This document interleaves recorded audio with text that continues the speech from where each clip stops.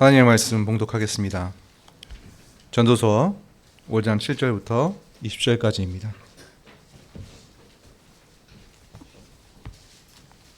구약성경 전도서 5장 7절부터 20절을 제가 받들어 읽겠습니다.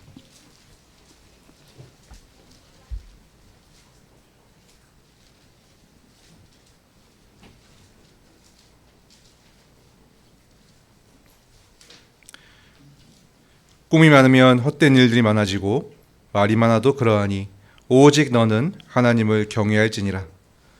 너는 어느 지방에든지 빈민을 학대하는 것과 정의와 공의를 짓밟는 것을 볼지라도 그것을 이상히 여기지 말라. 높은 자는 더 높은 자가 감찰하고 또 그들보다 더 높은 자들도 있음이니라. 땅의 수산물은 모든 사람을 위하여 있나니 왕도 밭의 수산을 받느니라. 은을 사랑하는 자는 은으로 만족하지 못하고 풍요를 사랑하는 자는 소득으로 만족하지 아니하나니 이것도 헛되도다. 재산이 많아지면 먹는 자들도 많아지나니 그 소유주들은 눈으로 보는 것 외에 무엇이 유익하랴. 노동자는 먹는 것이 많든지 적든지 잠을 달게 자거니와 부자는 그 부유함 때문에 자지 못하느니라. 내가 해 아래서 큰 패단이 되는 일이 있는 것을 보았나니 곧 소유주가 재물을 자기에게 해가 되도록 소유하는 것이라. 그 재물이 재난을 당할 때 없어지나니 비록 아들은 낳았으나 그 손에 아무것도 없느니라. 그가 모태에서 벌거벗고 나왔은즉 그가 나온 대로 돌아가고 수고하여 얻은 것을 아무것도 자기 손에 가지고 가지 못하리니 이것도 큰 불행이라. 어떻게 왔든지 그대로 가려니 바람을 잡는 수고가 그에게 무엇이 유익하랴. 일평생을 어두운 데서 먹으며 많은 근심과 질병과 분노가 그에게 있느니라. 사람이 하나님께서 그에게 주신 바 그 일평생에 먹고 마시며 해 아래서 하는 모든 수고 중에서 낙을 보는 것이 선하고 아름다움을 내가 보았나니 그것이 그의 몫이로다. 또한 어떤 사람에게든지 하나님이 재물과 부유를 그에게 주사 능히 누리게 하시며 제 몫을 받아 수고함으로 즐거워하게 하신 것은 하나님의 선물이라. 그는 자기의 생명의 날을 깊이 생각하지 아니하리니 이는 하나님이 그의 마음에 기뻐하는 것으로 응답하심이니라. 아멘.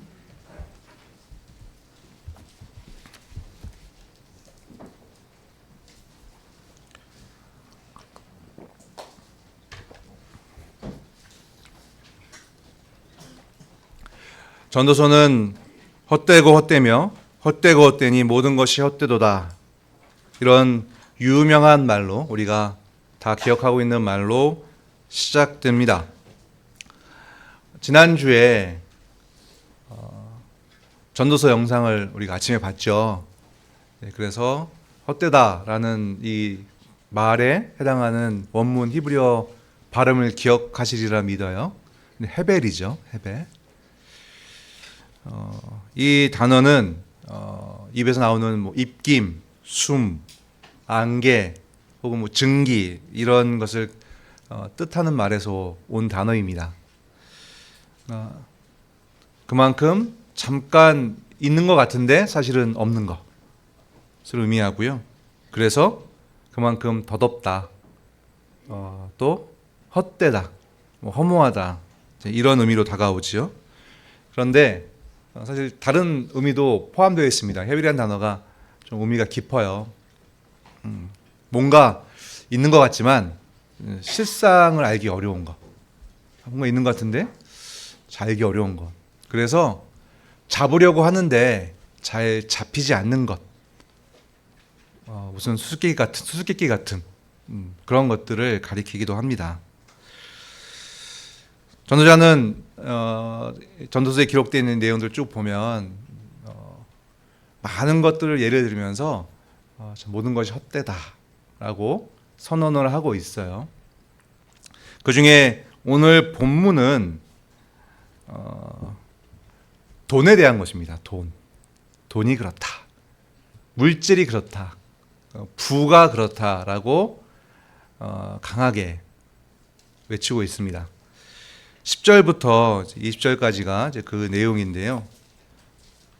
우선 전도자는 물질이 사람에게 만족을 주지 못한다라고 가르치고 있어요. 이 10절부터 20절까지 부에 대한, 물질에 대한 전도자의 탐구는 참 우리가 기억하면 너무 좋은 물질에 대해서 내용이고요.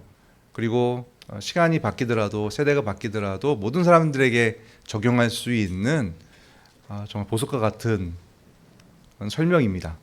그리고 안 믿는 사람들에게도 설명해 주어도 충분히 동감할 수 있는 그런 내용이어서 어쩌면 상황에 따라서 전도할 때 우리가 내어놓을 수 있는 그런 말씀이기도 한 것 같아요. 물질이 사람에게 만족을 주지 못한다.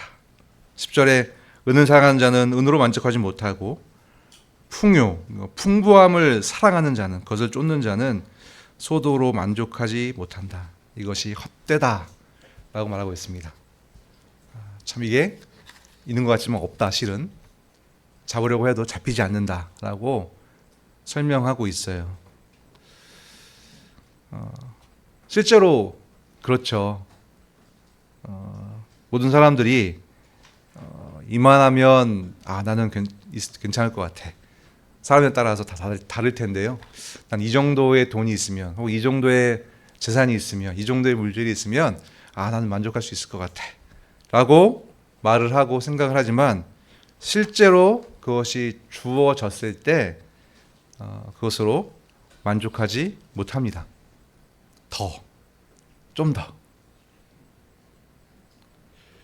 이만하면 되었다, 더 이상 필요 없다라고 말하는 사람, 실제로 그렇게 판단하는 사람은 그렇게 많지 않습니다. 또한 이 말씀은 인간의 욕심이 끝이 없다, 무력이 끝이 없다, 이런 뜻도 포함하지만 또 한편으로는 돈이나 재산이 많아질수록 만족이 없을 정도로 써야 할 수준이 높아진다, 쓸 곳이 많아진다 라는 뜻도 됩니다. 즉 물질적 풍요만 쫓으면, 그것을 사랑하면 그 마음을 만족시킬 만한 소득이 있을 수 없다는 것이죠. 일확천금, 흔히 이제 복권 얘기하죠.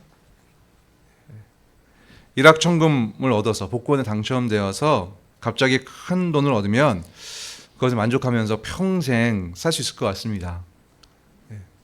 준비하면서 찾아보니까 요즘은 우리나라 로또가 많이 내려간 게 아니라 여러 사람들이 당첨해서 그런지 금액이 적더라고요.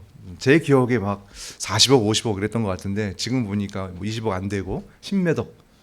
왜 이렇게 당첨자가 많은지 모르겠어요. 찾아보니까 당첨자가 뭐 10명도 넘고 한 번에 할 때 그렇더라고요. 그런데 그 돈도 크죠. 뭐 10억, 20억도 뭐 평생 사실 만져볼 수 없는 그런 돈이기도 한데요. 근데 통계를 보면 그렇게 일확천금을 거둔 사람들의 많은 숫자가 빠른 시간에 그 재산을 탕진합니다. 왜냐하면 돈이 많아질수록 그 수준에 맞는 만큼의 지출이 생기기 때문에 그런 것이죠. 예전에는 이만한 수준의 뭐 차는 됐는데 더 좋은 차, 이 정도 수준의 집이면 됐는데 더 크고 화려한 집, 이 정도 음식이면 됐는데 더 고급스러운 음식.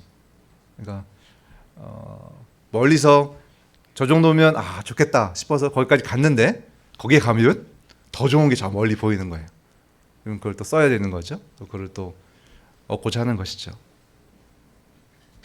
또 어떤 사람이 자기 재산이 많아진다고 해서 그것을 자기가 누리게 되는 것도 아닙니다. 본문 11절에 재산이 많아지면 먹는 자들도 많아지나니 그 소유주들은 눈으로 보는 것 외에 무엇이 유익하랴, 무엇을 얻겠는가 라고 전도자가 말하고 있습니다.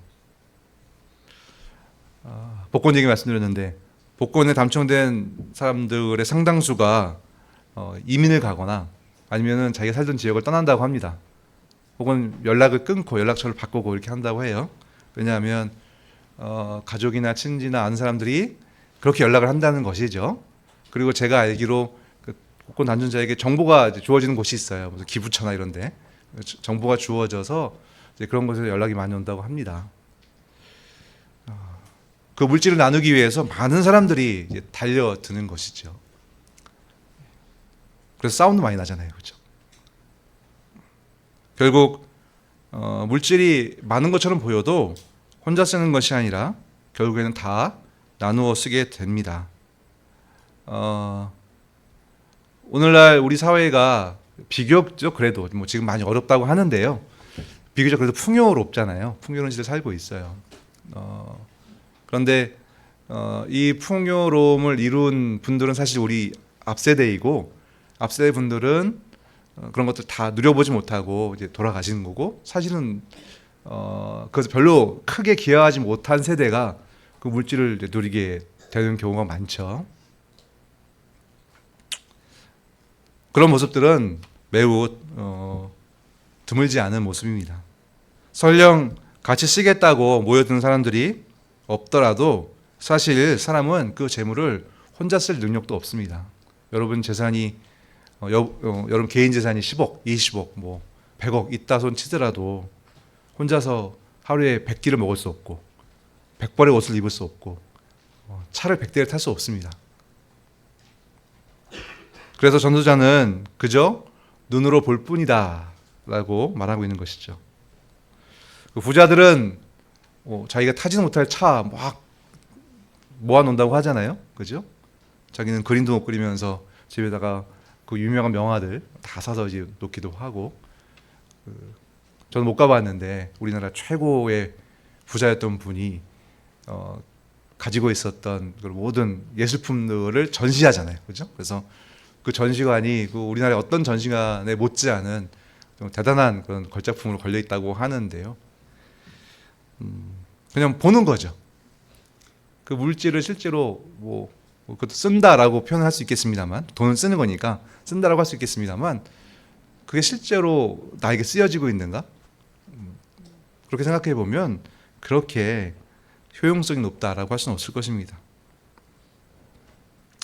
이런 흐름을 볼 때 전도자가 말하고 싶어하는 점은 대부분의 사람들이 인생이란 원하는 재물 혹은 물질을 쫓는 것으로 생각을 하고 그게 의미 있다고 생각을 하고 그것을 얻기 위해서 정말 애쓰지만 자기의 시간들을 생애를 채워가지만 사실상 그것은 정말 잡히지 않는다. 그리고 참 짧다. 허무하다. 그렇게 외치고 있습니다. 사람의 물질 욕심에는 끝이 없습니다. 그러니까 아무리 잡으려고 해도 잡히지 않아요. 그러니까 마음이 공허한데 채워도 채워지지 않는데 아무리 잡은들 그게 잡히겠습니까? 설사 남들보다 상대적으로 많다고 해도 그 물질들은 쉽게 빠져나갑니다. 자신보다도 다른 사람들이 더 많이 가져가기도 합니다. 다른 사람들보다 더 많이 가져도 그것을 다 누릴 만한 것이 상황이 사람에게는 주어지지 않습니다.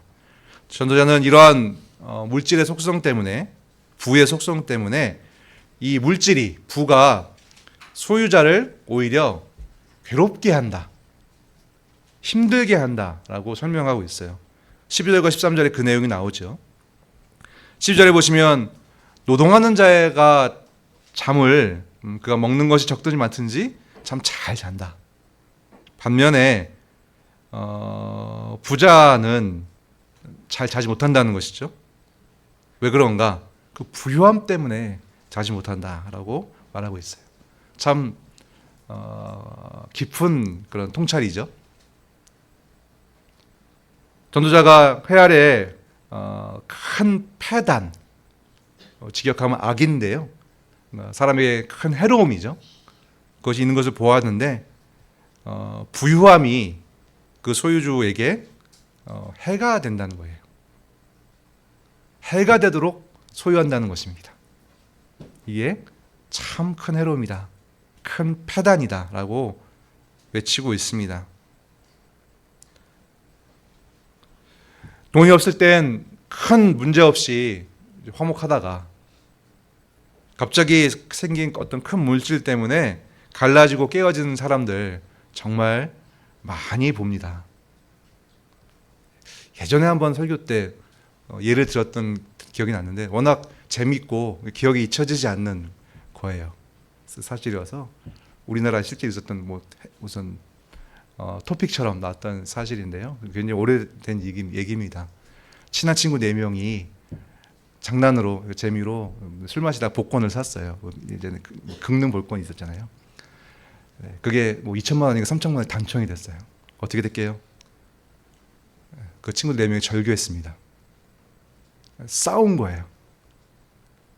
내가 돈을 내서 샀다. 내 거다. 내가 사왔다. 내가 눌렀으니까 내 거다. 내가 긁었다. 내가 했기 때문에 내 거다. 오늘 술 마시자고 한 사람 나다. 나 아니었으면 안 됐다. 그래서 그 친구들이 갈라졌다라는 기사를 본 기억이 있습니다. 스토리가 정확하진 않는데 대충 이런 스토리예요.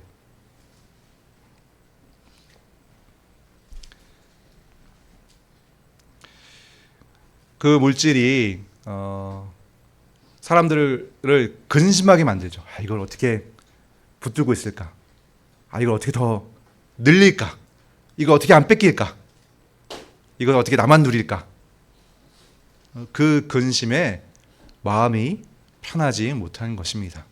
지금 이 말씀 드리면서 그래도 있었으면 좋겠다. 그런 근심 해봤으면 좋겠다라는 마음이 드시는 분이 계실지 모르겠어요. 근데 그렇지 않습니다. 실제로 그 상황에 있으면 그 마음이 괴로워지는 것이에요. 본문 14절에 그 재물이 재난을 당할 때 없어지나니 비록 아들은 낳았으나 그 전에 아무것도 없느니라 라고 전도자가 이어서 설명하고 있습니다. 물질이 사람을 더 고달프게 하는 것은 사람이 그 물질을 지키려고 한다고 해서 지켜지지 않는다는 거예요. 우리 주변에 큰 재산을 잘못된 투자나 혹은 사업으로 짧은 시간에 날려보낸 일 얼마나 많습니까? 그렇죠? 물질을 지킨다는 것이 그렇게 어렵고 고통스러운 일인 것입니다. 보편적으로 재물을 많이 갖기를 원하면 일반적 사람들이 자신이 쓰고 그것을 자녀에게 물려주겠다라고 생각하죠. 그런데 많은 경우 자녀에게 물려주겠다라고 하지만 물려주지 못하고 평생 동안 그것 때문에 끙끙 앓다가 잃어버리는 경우가 사실은 허다합니다. 그리고 사실 근본적으로 자식에게 물려주고 싶다, 아들에게 주고 싶다 라고 할지라도 물려주고자 하는 그 사람의 생이 그렇게 길지 않아요. 짧아요. 사실 이런 물질에 관련되어 있는 이 전도자의 쭉 설명의 가장 근본적인 전제는 사실 인간의 보편적인 한계 상황, 바로 죽음입니다. 죽으면 아무도 그 물질을 가질 수 없습니다. 전도자가 그 사실을 15절부터 17절에 또 확장해서 설명하고 있는데요. 15절에 보시면 돈을 추구하는 자, 돈을 사랑하는 자가 모든 사람들이 어머니의 태에서 나온 것처럼 왔던 대로 벌거벗고 다시 돌아간다. 그래서 그가 수고함으로 얻은 것은 손에 가지고 갈 수 없다라고 선언하고 있고, 이것은 너무나 명백한 사실입니다. 전도자는 이것도 비통한 악이다, 큰 불행이다 라고 얘기하고 있어요. 큰 불행이다. 이것도 악이거든요. 아까 패단하고 같은 말이에요. 참 비참한 일이다, 사람에게. 보세요. 사람은 그렇게 물질을 지고 싶어 하는데, 그렇게 부를 이루고 싶어 하는데 이 죽음이라는 벽을 못 넘어가요. 얼마나 비참해요. 좀 이렇게 모아봤다 싶으면 죽음이라고 하는 넘어설 수 없는 벽이 성큼 다가와 있는 것이죠. 그래서 부유한 사람들이 조금이라도 더 살아보려고 얼마나 애를 씁니까? 그러나 그 노력이 결코 이루어지는, 성취되는 일은 없습니다. 누구도 죽음을 피할 수 없는 것이죠.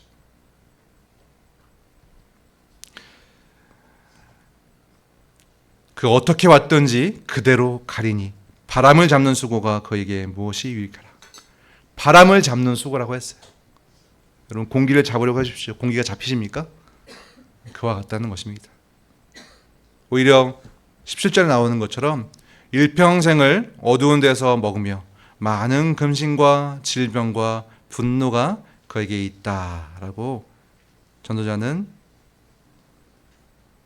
이 돈을 추구하는 사람들의 행태를 사실은 굉장히 불쌍한 눈으로 쳐다보며 그것을 말하고 있습니다.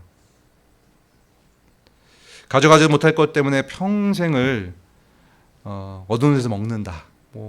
시적 표현이니까요. 다양하게 생각해 볼 수 있는데 저에게는 참 애쓰잖아요. 안 먹고 안 쓰기도 하고 혹은 불법을 저지르기도 하고 정말 가진 수단과 방법을 가리지 않고 하는 모습, 그것을 그리고 있는 것은 아닌가 생각이 듭니다. 노심초사하고 돈 때문에 화내고, 사람들이 제일 많이 화내는 이유가 뭐죠? 돈 때문입니다. 돈 때문에, 물질 때문에. 그리고 그것 때문에 병도 생깁니다. 실제로 화병이 생깁니다. 비단 육신의 질병까지 이어지지 않는다고 할지라도 마음의 병이 생기는 것이죠. 우리 좀 더 확장해서 신자로서 이 말씀을 보겠습니다만, 여러분 우리는 사람이 하나님의 성품을 가져서 사랑하는 것, 서로 우애하는 것, 서로를 배려하는 것, 서로를 불쌍히 여기는 것, 이게 진정한 사람다움임을 믿잖아요. 그렇죠? 그게 사람인 거예요. 그렇지 않으면 사람이 이상한 거예요. 그런데 마음속에 화가 차 있고 미움이 가득하고 불만이 가득하고 짜증이 나 있고, 그러면 그 사람은 지금 하나님의 형상이 상실되어 있는 거고요. 무너져 있는 거고 병에 들어있는 거, 영적으로 병에 들어있는 거거든요. 그렇게 만드는 가장 대표적인 이유가 뭐냐? 돈 때문이라는 거죠. 물질 때문이라는 거죠. 부부 때문에 사람이 질병을 택한다. 이렇게 전도자가 사람들을 연구하고 사실을 밝히고 있습니다. 참으로 그러하죠. 그런데도 사람들은 그토록 물질을 원합니다. 이 설명을 쭉 사람들에게 해주면 동의하지 않은 사람이 없을 거예요. 진짜 그런 것 같아. 맞아. 하면서도 뒤로 돌아서는 또 물질을 원하고 부를 추구하는 것이 사람입니다. 전도자의 지적에 동의할 만한 사람이 대부분일지라도 머리로만 끄덕일 뿐 마음과 행동으로 옮겨지는 동의는 발견하기 어렵습니다. 그 이유를 전도자는 5장 18절에서 밝히고 있어요. 사람이 하나님께서 그에게 주신 바 그 일평생에 먹고 마시며 해 아래서 하는 모든 수고 중에서 낙을 보는 것이 선하고 아름다움을 내가 보았나니 그것이 그의 몫이로다. 계속 읽겠습니다. 마지막 20절까지. 또한 어떤 사람에게든지 하나님이 재물과 부여를 그에게 주사 능히 누리게 하시며 제 몫을 받아 수고함으로 즐거워하게 하신 것은 하나님의 선물이라. 그는 자기의 생명의 날을 깊이 생각하지 아니하리니 이는 하나님이 그의 마음에 기뻐하는 것으로 응답하심이니라. 여기 사실 굉장히 시적 표현이 있거든요. 이 18절에 큰 강조가 들어요. 18절 우리말로는 사람이 하나님께서 그에게 주신 바, 이렇게 좀 평범하게 시작하는데요. 원래는 보라 이렇게 시작해요. 여기가 지금 전도자 강조하는 부분이죠. 앞에서 쭉 사실상 돈이 사람을 괴롭게 한다. 물질이 사람이 쫓으려고 하지만 잡히지 않는데 그것을 좀 쫓느라고 평생 참 힘들게 산다라고 얘기하면서 마지막에 이렇게 얘기하는 거예요. 보라, 내가 보아온 것을 보라.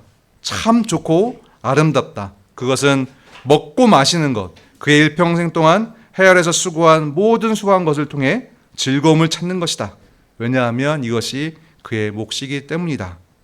모든 사람들에게 하나님이 재물과 부를 주셔서 그것들을 누릴 수 있는 힘을 주셨고, 사람들이 자기 몫을 취하는 것, 그의 수고 안에서 기뻐하는 것, 그것은 하나님의 선물이다. 이렇게 선언하고 있어요. 그러니까 하나님께서 사람들에게 이러한 삶을 주셨다는 뜻이에요. 이거 자체는 돈 도덕적으로 윤리적으로 좋다 나쁘다 할 수 없는 하나님께서 주신 상황입니다. 그러니까 수고한 것을 누리는 것, 그것을 기뻐하는 것, 그건 아름다운 것이라는 것이에요. 그런데 여러분 20절에서 그런데 그는 자기의 생명의 날을 깊이 생각하지 아니하리니 이는 하나님이 그의 마음에 기뻐하는 것으로 응답하시리라.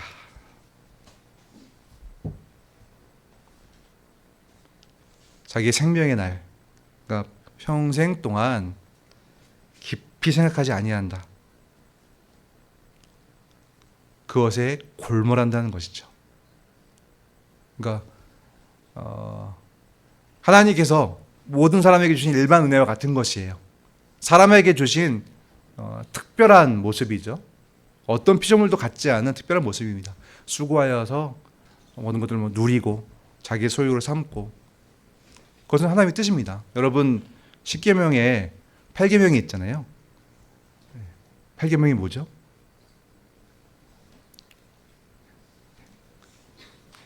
도둑질하지 말라잖아요, 그렇죠? 얼굴 표정도 왜 그러세요?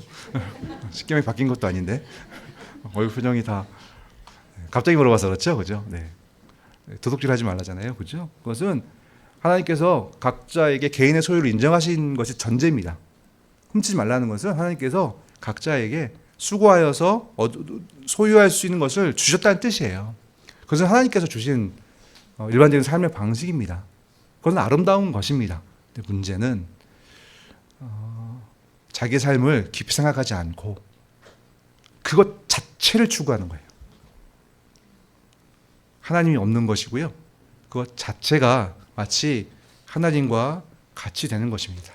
그래서 여러분 전도서를 읽으실 때 우리가 좀 어렵잖아요. 이런 말씀 보면 그러면은 그냥 수고해서 소유하고 이런 거 괜찮은 거야? 그렇게 살면 돼? 아름답다고 하는데 전도자가? 이런 표현들 많이 나오잖아요. 그렇죠? 그러면은 그렇게 맞는 건가? 이렇게 조금 헷갈릴 수 있는데요. 전도사를 여러분 읽으실 때 기준이 있습니다. 그러니까 흔들리면 안 되는 지점이 있다고 볼 수 있어요. 그게 사실 오늘 본문에 나와요. 5장 7절입니다. 꿈이 많으면 헛된 일이 많아지고 말이 많아도 그러하나 오직 너는 하나님을 경외할지니라. 여기가 출발점이에요. 하나님을 경외하는 것. 그리고 더 하나 추가하면 전도서의 마지막 결론이죠. 아마 다 아실 거예요. 전도서 마지막 절, 전도서 12장 13절과 14절.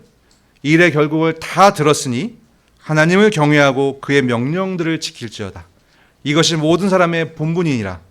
하나님은 모든 행위와 모든 은밀한 일을 선악간에 심판하시리라. 이 하나님을 경외하는 것. 사람에게 하나님께서 자신의 의로운 뜻을 따라 명령하시는 것을 알고 그분의 명령을 따르는 것. 그렇게 하나님을 경외하는 것. 그것이 출발점이라는 것이에요. 이 전도자가 밝히고 있는 참 난해한, 알기 힘든 그런 세상의 이치, 잡으려고 해도 잡히지 않는 그런 세상의 이치, 참 짧고 헛된 그런 세상의 모습들, 그것들을 이해할 때 우리가 흔들리지 않고 서 있어야 되는 지점은 뭐냐면 하나님을 경외해야 된다는 거예요. 그분이 말씀하시고 명령하시고 우리는 그것을 순종하는 존재라는 것이에요. 나아가 하나님께서 은밀하게 자신의 명령을 기준으로 하여서 선악간에 심판하시는 분으로서 항상 존속하시는 사실입니다. 하나님을 경외하고 우리에 대해서 분명히 아는 것, 우리가 범죄였다가 우리가 죄인이었다가 하나님의 은혜로 그리스도 안에서 구속받은 그런 자라는 것을 아는 것. 그래서 그리스도 안에서 다시 하나님께로 나아가는 것, 하나님을 경외하는 것, 선악간에 심판하신 그 하나님을 늘 잊지 않는 것, 그것이 사실 참 사실이다. 흔들림 없는 가치이다. 그것이 살아가는 이유이다. 삶의 목적이다. 그것은 안 잡히는 게 아니고요.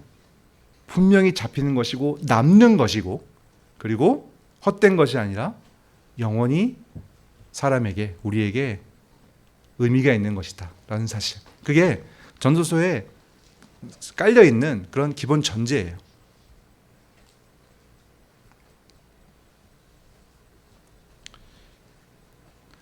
전도자가 5장에서 이 부에 대해서 쭉 이렇게 논술할 때 바로 그 전제가 이미 깔려 있는 것입니다. 왜 물질이 사람을 괴롭게 하는가? 왜 물질은 잘 잡히지 않는가? 얻으려고 해도 얻어지지 않는가? 얻었다 싶으면 왜 남들이 가져가는가? 왜 물질은 내 뜻대로 되지 않는가? 그것은 하나님을 경외하는 자에게는 너무 이상한 일이 아니라는 거예요. 하나님께서 우리에게는 좀 뿌연 안개 같고 희미해 보이고 험해 보이는 그런 것처럼 보이지만 하나님께서 경외받는 분으로 계실 때, 그분을 경외하는 것이 의미 있는 것으로 남아있을 때, 그분의 말씀을 지키는 것이 우리에게 가치 있는 것으로 남아있을 때 사람을 하등의 괴로움을 주지 않는 그런, 하나님께서 주고자 하는 게 얼마든지 주실 수 있는 그런 상대적인 것이라는 것이죠. 그것을 절대적인 것으로 알고 쫓아갈 때 힘든 거예요. 우리가 하나님을 경외하는 그 자리에 있을 때 하나님께 주신 그 원리를 따라서 수고한 만큼 없는 그 자리에 있으면 많든지 적든지, 그것을 누가 가져가든지 가져가지 않든지, 그것이 내 손에 있는 것처럼 보이지만 없어지든지 전혀 어려움이 아니라는 것이죠. 왜? 나는 하나님을 경외하는 자리에 있고 그분이 나를 심판하신 것을 분명히 알고 있고 그 심판에서 그리스도로 말미암아 나는 구원받은 자임을 알고 있고, 그래서 계속되는 은혜로 그리스도를 쫓아서 바로 그 근본적인 문제가 해결되는 삶을 살아간다고 한다면 이 물질들은 오히려 그런 삶을 살도록 하나님께서 자유롭게 주시는, 우리는 다 알지 못하지만 그것이 우리에게 어떻게 주어지고 어떻게 소요되고 그 모든 것들 다 알지 못하지만 얼마든지 만족할 수 있는 그런 상대적인 것이라는 것, 그것을 전도자는 우리에게 외치고 있는 것입니다. 그래서 여러분, 전도자가 오늘 보면 5장 8절부터 9절에 보시면 이 물질들을 지혜로운 자가 어떻게 써야 하는지에 대해서 잘 설명하고 있어요. 돈과 소유를 어떻게 사용해야 하나님께서 기뻐하시는 일이 됩니까? 8절과 9절 보시면 만약 가난한 자들을 압제하는 것과 의로움과 옳음을 파괴하는 것을 내가 어디서 본다고 한다면 이상히 여기지 말라라고 말씀하고 있어요. 왜냐하면 더 높은 자가 그 높은 자보다 위에서 지켜보고 있기 때문이다. 세상은 그렇다는 거예요. 이게 헤벨이에요. 언뜻 보면 힘 있는 자가 힘없는 자를 괴롭히는 것 같고 불법적으로 막 더 많이 얻는 것 같고, 특별히 자본주의 시대에 그러한 경향이 더 커 보이기도 하잖아요. 부가 더 많은 사람이 없는 사람들 계속해서 부를 빨아들여서 더 많은 부자가 되고 빈부의 격차는 커지기만 하고, 그리고 그 부가 사실은 권력이 되어서 혹은 권력이 부를 또 끌어당겨서 자신의 권세를 막 마음대로 무소불위 권세처럼 사용하는 그런 모습들 우리는 어렵지 않게 보게 됩니다. 근데 전도자가 이상히 여기지 말라고 하고 있어요. 그것 자체는 허무한 거거든요. 헤벨이에요. 알 수 없어요. 하나님께 붙들려 있습니다. 지나치게 그것을 왜 그래? 이거 부당한 거 아니야?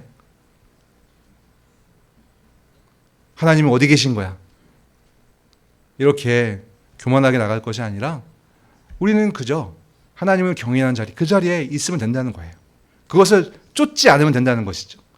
당연히 그것을 잘못된 것으로 알고 그것을 분명히 평가는 해야 되겠으나, 그러나 그것 때문에 마치 내가 하나님이 된 것처럼 거기에 달려들어서 할 수도 없는 그것을 고쳐보겠다, 바꿔보겠다 하는 것, 그것은 참 어리석은 일이라는 것입니다. 물론 우리가 할 수 있는 능력 안에서 바른 일을 해야 됩니다. 고칠 수 있는 것을 고쳐야 되는 것이죠.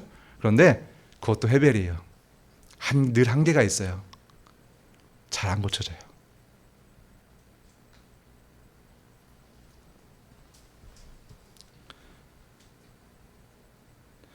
구절에 땅의 소산물은 모든 사람을 위해서 있나니 왕도 밭의 소산을 받느니라 라고 말하고 있습니다.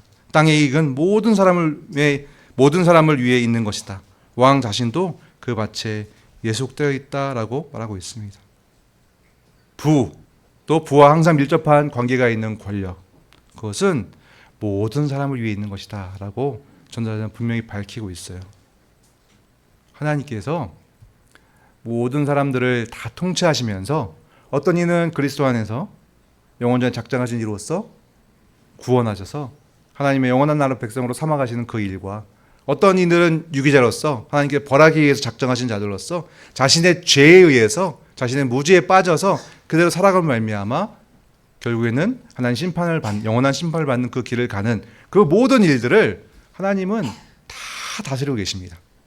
다 통치하고 계십니다. 그 모든 사람들을 살리기 위해서 하나님은 필요한 만큼의 물질을 주고 계시고요. 그리 살 수 있는 여건을 주고 계신 것이에요. 이 땅에 있는 모든 그런 자원들, 물질들은 모든 사람들을 위한 것입니다. 사람이 그것을 착취하는 것이죠. 그래서 앞에서 착취하는 것, 그것은 당연히 부당한 것입니다. 그보다 더 높은 이 하나님이죠. 하나님이 이것을 선악간에 은밀히 반드시 판단하고 계십니다. 우리는 그걸 믿는 거예요. 그래서 당장 눈앞에 뭐가 해결되지 않는 것처럼 보이고, 그래서 좀 허망해 보이고 시험에 들기도 하고 한다고 할지라도 우리는 흔들리지 않는 거예요. 왜요? 하나님이 심판하고 계시니까. 하나님께서 반드시 그것을 평가하실 것이니까요.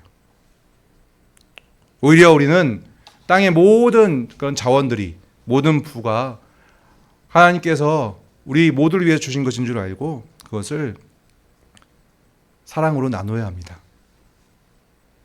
지나치게 소유하지 않으려고 우리는 욕심을 부리지 않아야 합니다. 말씀드렸던 것처럼 하나님께서 우리에게 사적인 소유가 있도록 하셨습니다. 그러나 그것은 본질적으로 자기의 것으로만 알라고 주신 것이 결코 아닙니다. 다른 이들의 유익을 위해 정하신 것입니다. 다른 말씀 한 가지 보겠습니다. 고린도후서 8장을 보시죠.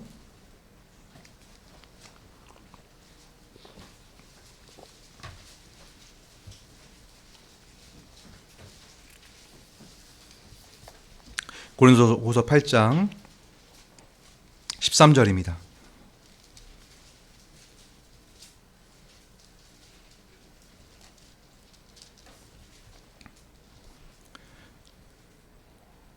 이는 다른 사람들은 평안하게 하고 너희는 공고하게 하려는 것이 아니요 균등하게 하려는 함이니 이는 너희의 넉넉한 것으로 그들의 부족한 것을 보충함은 후에 그들의 넉넉한 것으로 너희 부족한 것을 보충하여 균등하게 하려 함이라. 기록된 것 같이 많이 거둔 자도 남지 아니하였고 적게 거둔 자도 모자라지 아니하였느니라. 아멘. 사도 바울이 고린도 교회에게 8장부터 시작해서 쭉 구제에 대해서 가르치거든요. 구제해야 된다. 그러면서 이 말씀을 주고 있는데요. 구제의 가치를 소개하는 것이죠. 그것은 균등입니다. 공평으로 이제 번역되기도 하거든요.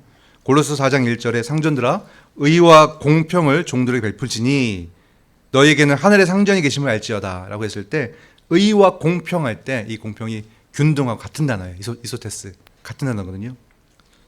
그러니까 구제의 목표는요.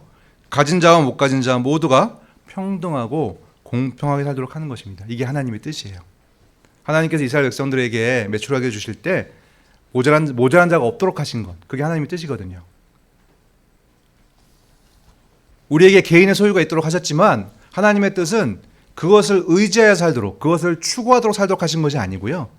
어떤 이에게는 많이 주시고 어떤 이에게는 적게 주시고 어떤 이에게는 크게 많이 주시고 어떤 이에게는 굉장히 많이 적게 주시는 그런 일들이 있습니다. 우리가 알기 어려워요.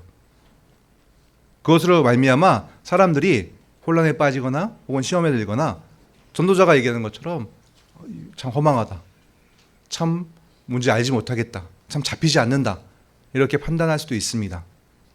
그런데 분명한 뜻이 있어요. 의로우신 하나님께서 우리에게 알려주신 의로운 뜻이 있습니다. 그것은 평등하신 하나님, 공평하신 하나님이 가장 지혜롭게 필요한 만큼을 주신다는 거예요. 우린 그걸 믿는 거죠. 그 하나님을 경외하는 겁니다. 그리고 그 하나님의 명령을 따라서 나에게 필요한 거, 내가 정말 정직하게 그리고 자족하는 마음으로 나에게 필요한 것 외에는 지금도 역사하신 하나님께서 나를 통하여서 다른 사람들에게 내어주도록 균등하게 하도록 주신 것이다 라는 것을 믿는 거예요. 그게 오늘 전도자가 가지고 있는 정신입니다. 그게 하나님을 경외하는 거예요. 그렇게 살아갈 때 시험에 들지 않는 거예요. 없는 자가 받을 때도 시험에 들지 않고요. 많은 자가 나눠줄 때도 시험에 들지 않고 허망하지 않은 거예요. 물질이 없다고 해서 허무함에 빠지지 않는 거죠. 물질이 많다고 해서 그것에 취해가지고 낭비하거나 아니면 쾌락에 빠지거나 더 많은 것을 얻고자 하는, 그리고 끝에 가서는 아무것도 잡히지 않는다. 죽음을 넘어가지 못한다. 이런 허무감에 빠지지 않는 거예요. 그런 혼돈에 빠지지 않는 것이죠. 누가요? 하나님을 경외하는 자가. 선악간에 심판하시는 일을 아는 자가 그러한 허무감에 빠지지 않는 것입니다.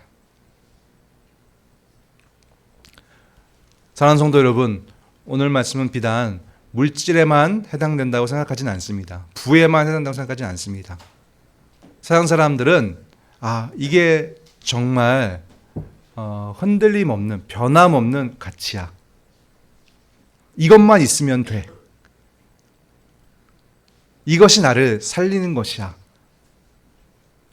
이렇게 생각하는 것들이 많이 있습니다. 어떤 이에게는 이 시대는 대부분 그게 부인 것 같고요. 어떤 이에게는 교육일 수도 있고, 어떤 이에게는 그러니까 그 자체로는 좋은 것처럼 보이지만 말씀드렸던 것처럼 부가 나쁜 것이 아닙니다. 뭐 교육이 나쁜 게 아니에요. 어떤 이에게는 사람들일 수 있어요. 내 가정, 난 이것만 있으면 돼. 난 이것만 잘해볼 거야. 혹은 내 직업, 난 이걸로 내 생을 이루어볼 거야. 난 이것만 있으면 내 인생은 가치가 있다고 생각해 라고 흔들림 없이 나를 이끌어줄 거라고 생각하는 것들이 있습니다. 하나님이 아닌 걸로. 그러면 반드시 전도자가 외치는 것처럼 헛되니 모든 것이 헛되구나 라고 하는 그 판단에 빠질 수밖에 없습니다. 하나님을 경외함이 없으면 하나님을 경외하는 그 절대적인 자리에 딱 발을 딛고 서서 모든 것들을 상대적으로 바라보며 하나님을 믿고 가장 지혜롭게 가장 선하게 모든 것들을 통치하신 하나님을 믿고 살아가는 자가 아니라고 한다면 오히려 그가 추구하는 그것에 함정에 빠져서 결국 인생을 가치 없게 버리고 마는 그런 안타까운 지경에 빠지고 말 것입니다. 여러분은 어떠십니까? 여러분은 지금 어떤 것에 골몰하고 계십니까? 여러분은 지금 무엇을 가장 필요로 하고 계십니까? 혹시 여러분에게 이것만 좀 있으면 좋을 것 같다. 이것만 있으면 내 인생 죽을 때까지 난 참 만족할 것 같다. 이것만 잘 되면 난 참 내 생애가 좀 좋은 생애다 라고 사람들 앞에 자랑할 수 있을 것 같다. 혹시 이런 것이 계십니까? 위험한 것입니다. 위험할 수 있습니다. 오히려 말씀을 따라 하나님을 잘 알고 그분의 선한 뜻을 잘 알고 그분이 살아계시고 그분이 지금도 분명히 통치하고 계신다는 사실을 의심하지 아니하고 그분을 경외하는 것. 그래서 무엇을 하든지 간에 그분을 경외함으로 하는 것. 그래서 내 뜻대로 되는 것처럼 보이지 않아도 내가 필요하다 생각했지만 그것이 없어도 세상 모든 사람들이 이거 없으면 안 돼 라는 것이 나에게 없어도 하나님을 경외하는 그 마음을 내가 굳건히 붙들고 있다고 한다면 그는 길을 잃지 않고 오히려 분명한 삶의 가치를 향해 나아가는 자입니다. 그것이 상실된 채 그 본질이 없어진 채 다른 무엇을 지금 바쁘게 추구하고 있다고 한다면 시간을 어떤 것에 정말 크게 쓰고 있다고 한다면 그것은 굉장히 위험한 신호입니다. 하나님을 경외하는 것, 하나님을 예배하는 것, 그분의 말씀을 듣는 것, 그분을 알아가는 것보다 바쁜 일은 있을 수 없습니다. 그것보다 중요한 일은 있을 수 없습니다. 그 어떠한 중요한 일도 항상 하나님을 경외하는 마음으로 그 일을 바라봐야 할 것이고요. 그 어떠한 일도, 그 어떠한 것도 항상 하나님을 찾는 마음으로 그 일을 바라보아야 할 것입니다. 그랬을 때 헛되고 헛되고 헛되다 라고 하는 전도자의 그 외침에 해당되는 자가 아니라 참 유익이다, 참 남는 것을 얻은 자다라는 그런 판단을 갖게 될 것입니다. 사랑하는 현자교회 교우들은 그렇게 되기를 정말 간절히 소망해 봅니다. 인생의 마지막에 내 인생이 참 헛되었다. 바람을 잡으려는 그런 삶처럼 뭔가를 잡으려 했지만 결국 잡히지 않았다라는 것이 아니라 나는 어디로 갈지 잘 몰랐지만 그 생의 순간순간마다 참 궁금하기도 했고 이해 못할 일도 많았고 왜 이런 일이 나에게 생겼을까라는 그런 의문이 드는 그런 상황도 많이 있었지만 나는 언제나 하나님을 경외하였다. 언제나 그분의 뜻을 나는 구하였다. 그분께서 내 생의 마지막까지 나를 이렇게 이끌어 오셨다. 그분 때문에 나는 아무런 그런 불만족이나 혹은 아무런 그런 두려움이 없었다. 이렇게 고백하고 인생의 마지막에 정말 홀가분하게 정말 기쁘게 하나님의 영원한 날을 사모하며 인생을 마감하는 우리들이 되어야 하지 않겠습니까? 인생의 마지막에 그거 못 잡아서 그게 안 돼서 끝까지 눈물을 흘리고 안타까워하고 한스럽다, 한탄스럽다 그런 것들이 남아서 구원 여부는 우리가 다 알 수 없지만 그러나 곁에서 보았을 때 참 안타까운 그런 모습이 우리에게는 없어야 할 것입니다. 여러분 힘든 일이 많이 계실 줄 압니다. 뜻대로 되지 않으시는 상황이 많이 있을 줄 압니다. 예상치 못한 이런 일이 생겼네 라는 그런 어려움을 토로하실 수도 있습니다. 그런데 여러분 우리는 다 하나님을 경외하지 않습니까? 그죠? 그 어려움도 그 힘든 일도 그 상황들도 선하신 하나님께서 우리에게 주신 겁니다. 그것 자체가 우리를 흔들지 못합니다. 우리가 하나님을 경외하고 있고 성경 전체를 따라서 그리스도 안에서 하나님 나라에 어울리는 하나님 나라의 소용이 되는 그러한 하나님 성품을 좇는 그런 삶을 살아간다고 한다면 세상 사람들은 그것 때문에 걸려 넘어지고 힘들고 할지라도 대표적으로 돈, 물질 그게 없어서 정말 낙심하고 내 인생 망했다 심지어 자살하기도 하고 근데 우리들은 하나님을 경외하는데 그것이 무슨 문제냐? 하나님께서 나를 분명히 살리실 것이다.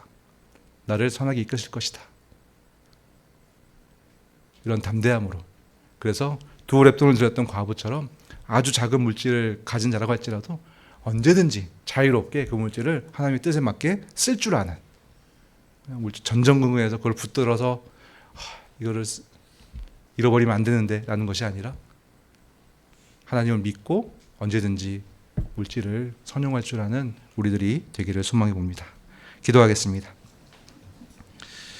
하나님, 진정 하나님을 경외하는 자로 살기를 소망합니다.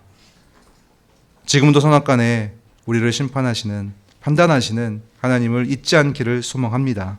그래서 오늘 전도자가 참으로 헛되다, 참으로 바람을 잡으려는 것 같다, 그것이 물질이다, 부라고 외쳤는데 그것이 우리에게 어려움이나 혹은 부담으로 다가오는 것이 아니라 당연하다.